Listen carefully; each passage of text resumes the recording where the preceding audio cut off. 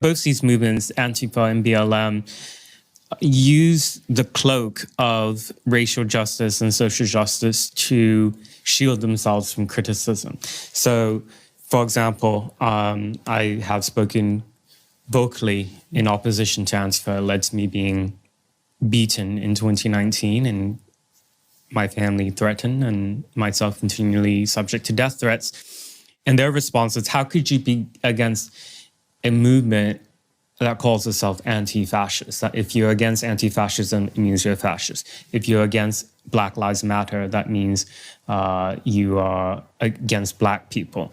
So, you know, that this is what makes these movements so clever. It's a very, the branding of it in the slogans and all that allow a certain amount of deflection of criticism. And unfortunately, they've used that very well in that, the media has not really applied a critical lens on the violent extremist rhetoric, the violent extremist ideology, and their violent extremist actions.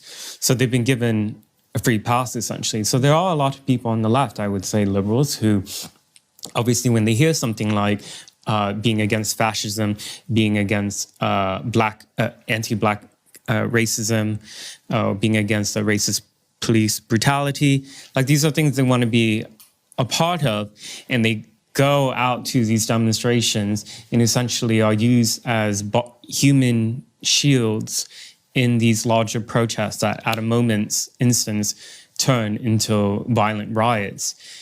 And that's what happened, that I witnessed myself in Portland, but other cities, the riots that happened particularly at the end of May after the death of George Floyd was ostensibly under this banner of Black Lives Matter and racial justice. But there was really no way for these protests to not be hijacked by violent extremists who did it over and over and over. And in the case of Portland, over 120 days of daily riots every day.